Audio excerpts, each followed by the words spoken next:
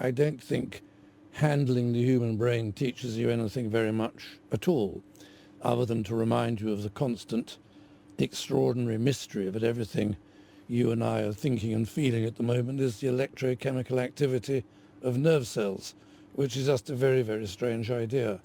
As a doctor, seeing disaster and death on an almost daily basis, although you have to detach yourself to a great extent, it must rub off a bit on one, I think. It's hard to have any illusions about what awaits us all. So when you're operating and you're dealing with the brain, are you mapping, to use your word?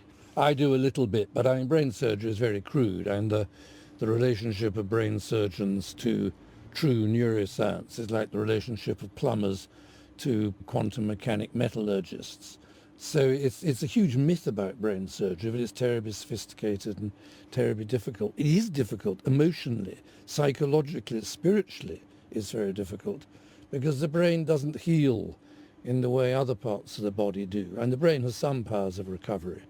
But brain surgery is essentially damaging and is all about balancing the damage of surgery against the damage of not operating. That's what's difficult.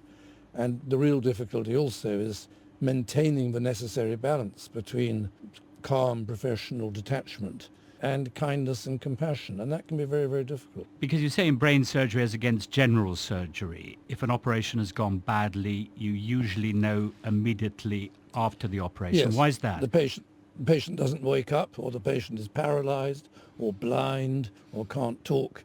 The damage done by the operation is immediate.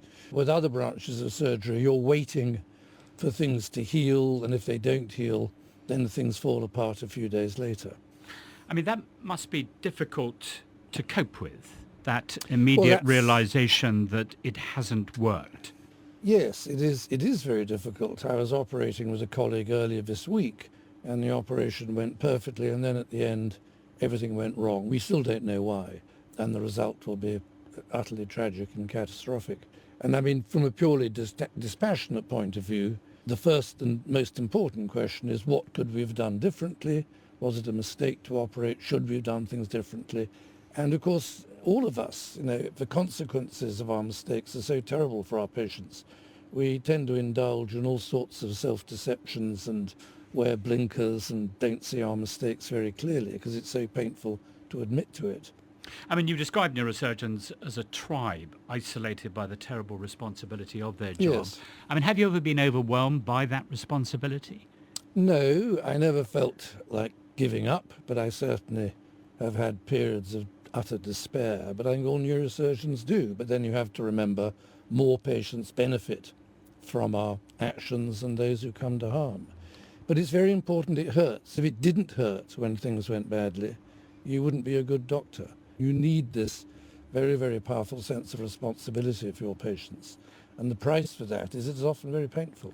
So you've learned how to cope with what you describe as the exhilarating highs and devastating lows. Well, you accept you can't have one without the other. The highs wouldn't be highs if there wasn't the risk of disaster. If Mount Everest didn't have 160 frozen corpses on it, people wouldn't want to climb it. So the risk and excitement is all part of it. And are there particular qualities, do you think, that make a good neurosurgeon? I think there are many. You need to have a high opinion of yourself and be gutsy and brave, but a good team worker. You need to be calm and professionally detached and yet still care for your patients. You need to be a good scientist and researcher, but also a good humanitarian. My own view is very strongly that it's very important that surgeons work in groups and that colleagues getting on well together is incredibly important for good medicine and good patient safety.